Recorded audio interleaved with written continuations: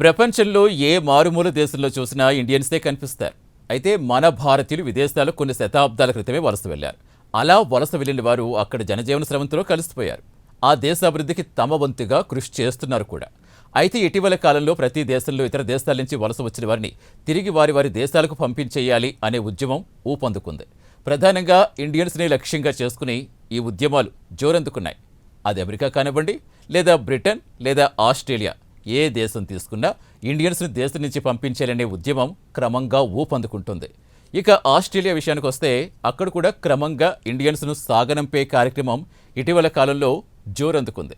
దీంతో అక్కడ భారత్ సంతతికి చెందిన లేబర్ నాయకురాలు ఎమ్మెల్సీ పర్వీందర్ కౌర్ ఇక్కడి ఆస్ట్రేలియా ఆదివాసీల్లో 11% భారతీయ డిఎన్ఏ కలిగిన ఉన్నారని బాంబు పేల్చారు. ఈ కామెంట్ ఆస్ట్రేలియాలో పెను దుమారమే రేపింది. ఇండియాకు చెందిన కౌర్ ఇంకా ఏమన్నారో ఈ కథనంలో చూద్దాం.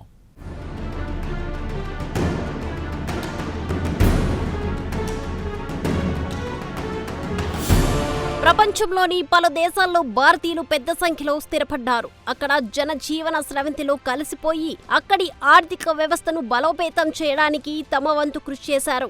ఇటు అమెరికాను తీసుకోండి, లేదా బ్రిటన్ను తీసుకోండి, లేదా ఆస్ట్రేలియాను తీసుకోండి, ఆ దేశాల్లో భారతీయులు అక్కడి ఆర్థిక వ్యవస్థను బలోపేతం చేయడంలో ఎనలేని కృషి చేశారనేది మాత్రం వాస్తవం. అలాగే అక్కడి రాజకీయాల్లో చేరి ఆ దేశ ప్రజలకు సేవలందిస్తున్నారు. అయితే ఇటీవల కాలంలో ఇండియన్స్ పై పలు దేశాల్లో వ్యతిరేకత పెరిగిపోతుంది. భారతీయులపై కక్ష సాధించడం మొదలైంది. తమకు అవకాశాలు లేకుండా చేస్తున్నారు అనేది వారి ప్రధాన అభియోగం. అది కాస్త తీవ్ర రూపం దాల్చి పలు దేశాల్లో ఉద్యమంగా మారింది. లండన్లో ఇండియన్స్ గో బ్యాక్ అంటూ ఉద్యమం మొదలుపెట్టారు. అలాగే అమెరికాలో ట్రంప్ ఇండియాపై కక్ష కట్టిన విషయం తెలిసిందే. ఇక తాజాగా ఆస్ట్రేలియాలో కూడా ఇండియన్స్ కు వ్యతిరేకంగా పెద్ద ఎత్తున ఉద్యమం మొదలైంది. భారతీయులను దేశం నుంచి సాగనంపడానికి పెద్ద ఎత్తున ఉద్యమాలు ప్రారంభమయ్యాయి. అదే సమయంలో భారతీయులపై దాడులు కూడా క్రమంగా పెరుగుతున్నాయి. తమకు అవకాశాలు దక్కకుండా చేస్తున్నారు అనేది స్థానిక ఆస్ట్రేలియన్ల వాదన. ఇక ఇండియన్స్ విషయానికి వస్తే విదేశాల్లో మంచి హోదాల్లో ఉంటూ ఆర్థికంగా బలపడడమే దీనికి కారణంగా చెబుతున్నారు నిపుణులు.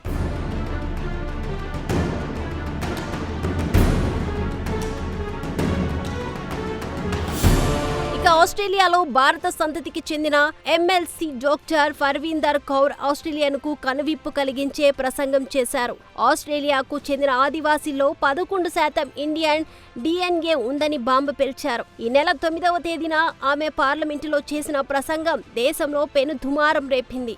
ప్రస్తుతం ఆస్ట్రేలియాలో వలస వద వ్యతిరేక ఉద్యమం ఊపందుకుంది. ప్రధానంగా ఇండియన్స్ ను టార్గెట్ చేస్తూ ఉద్యమాలు మొదలుపెట్టిన సమయంలో కౌర్ ప్రసంగం బాగా వైరల్ అయింది. ఇండియన్స్ విషయానికి వస్తే వారిని ఇండియన్స్ కంటే ఆస్ట్రేలియన్స్ గానే గుర్తించాలన్నారు. అలాగే దక్షిణ ఆసియాకు చెందిన వారికి ఆస్ట్రేలియాకు చెందిన ఆదివాసీ జాతులకు తరతరాలుగా లింకులున్నాయని ఆమె పార్లమెంట్లో చేసిన ప్రసంగంలో ప్రస్తావించారు. దీనికి ఆమె సాక్ష్యాలుగా డిఎన్ఏతో పాటు జెనెటిక్ స్టడీస్ కి సంబంధించిన పలు ఉదాహరణలు చెప్పుకొచ్చారు.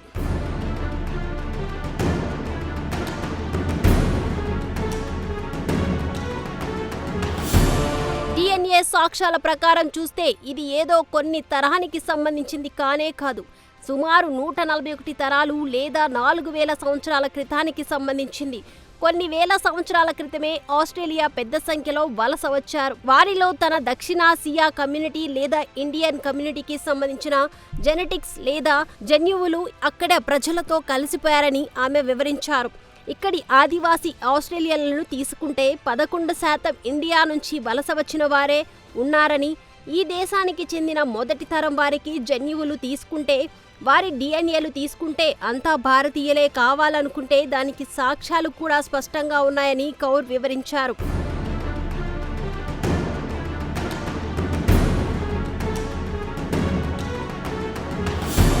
అటు తర్వాత ఆమె కొన్ని డాక్యుమెంట్లు చూపించి సుమారు 8.6 మిలియన్లు అంటే 86 లక్షల మంది ఆస్ట్రేలియన్లు విదేశాల్లో పుట్టారు. ప్రస్తుతం ఆస్ట్రేలియాలో స్టెమ్ జాబ్స్ విదేశాల్లో నుంచి వలస వచ్చిన వారే ఈ ఉద్యోగాలు చేస్తున్నారు. ప్రస్తుతం 40% డాక్టర్లు, 30% నర్సులు విదేశాల్లో శిక్షణ తీసుకొని ఆస్ట్రేలియాకు వచ్చారు. 2050 నాటికి ఆస్ట్రేలియా ఆర్థిక వ్యవస్థలో 40% వాటా వలస వచ్చిన వారే ఆక్రమిస్తారని గుర్తు చేశారు.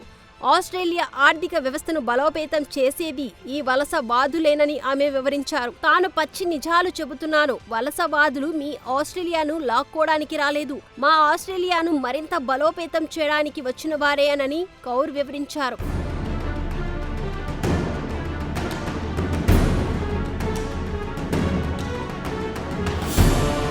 కౌర్ పై కూడా పెద్ద ఎత్తున విమర్శలు వెల్లువెత్తాయి. ఇక ఆమె చెప్పదలుచుకున్నది ఆస్ట్రేలియాకు చెందిన తెల్లవారి కంటే కూడా ఇండియన్స్ ఎక్కువ అని ప్రశ్నించారు. ఈ యువతి 2007లో ఆస్ట్రేలియాకు వలస వచ్చి తమకు నీతులు చెబుతున్నారని పలువురు మండిపడ్డారు. ఇలాంటి కామెంట్స్ చేసి ఆమె ఆస్ట్రేలియా సమాజంలో మరిన్ని చీలికలు తెస్తున్నారని పలువురు ఆమెపై ఆగ్రహం వ్యక్తం చేస్తున్నారు. దేశంలో కొత్తగా వలసవాదుల సంఖ్య విపరీతంగా నమ్మశక్యంగా మారిపోతుందని పలువురు కామెంట్స్ చేశారు. ఇక పర్వీందర్ కౌర్ విషయానికి వస్తే ఆమె 2007లో పంజాబ్ నుంచి ఆస్ట్రేలియాకు వలస వచ్చారు.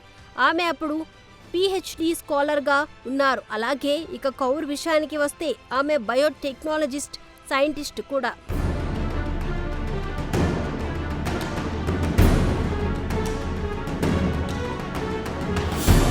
ఇక ఆమె వాదన విషయానికి వస్తే వలసదారులు ఆస్ట్రేలియాను దోచుకుంటున్నారని, విష ప్రచారం చేస్తున్నారని, వలసవాదులు ఆస్ట్రేలియాను దోచుకోవడం లేదు, ఆస్ట్రేలియాను బలోపేతం చేస్తున్నారని ఆమె పార్లమెంటు ప్రసంగంలో ప్రస్తావించారు. ప్రస్తుతం ఆస్ట్రేలియా బలంగా ఉందంటే అది వలసవాదుల చలువే. 86 లక్షల మంది ఆస్ట్రేలియన్లు విదేశాల్లో పుట్టారు. అంటే మనలో ప్రతి ముగ్గురిలో ఒకరు విదేశాల్లో జన్మించారని అర్థమని కౌర్ అన్నారు. వలస వచ్చిన వారు ఆస్ట్రేలియాకు ప్రతి ఏడాది $112 బిలియన్ తమ వ్యక్తిగత సంపద సమకూర్చి పెడుతున్నారు. వారిలో నిపుణుల వాటా $81 బిలియన్ ఉంటుందన్నారు. చిన్న చిన్న వ్యాపారాలు చేసే వారే వలస వచ్చిన వారే. అలాగే ప్రతి ముగ్గురిలో ఒకరు వలస వచ్చి వారే స్థానికంగా వ్యాపారాలు చేసి ఇక్కడి వారి ఉపాధి కల్పిస్తున్నారని ఆమె గుర్తు చేశారు. వలసదారులు మన బడ్జెట్ నుంచి తీసుకునే దానికంటే ఎక్కువే ఇస్తున్నారు. ఇక వలసదారులు మన దేశ ఆర్థిక వ్యవస్థకు $1,39,000 తమ వంతు వాటా అందిస్తుంటే అదే ఆస్ట్రేలియాలో పుట్టిన ఆస్ట్రేలియన్ పౌరుడిపై $98,000 వ్యయం చేస్తున్నారని ఆమె గుర్తు చేశారు.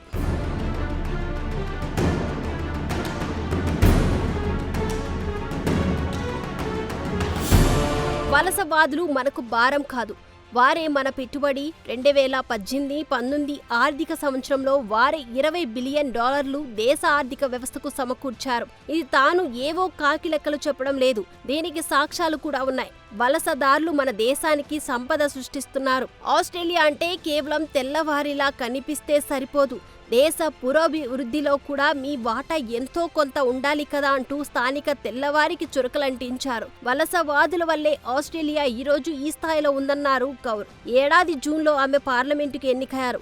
ఆమె పార్లమెంటులో ప్రమాణ స్వీకారం విషయానికి వస్తే సిక్కు మత గ్రంథం గుట్కా సాహిబ్బుపై చెయ్యి వేసి ప్రమాణ స్వీకారం చేశారు. సాంప్రదాయ దుస్తులు ధరించి వచ్చారు. అయితే ఆమె ప్రసంగాన్ని సహజంగానే మేధావులు, వలసవాదులు ప్రశంసలతో ముంచెత్తారు. ప్రస్తుతం ప్రతి దేశంలో ఇండియన్స్ పై ద్వేషం పెంచుకుంటున్నారు. ఈ తరుణంలో ట్రంప్ లాంటి వారికి కౌర్ చేసిన ప్రసంగం కనువిప్పు కలిగిస్తుందని భారతీయులుగా ఆశిద్దాం.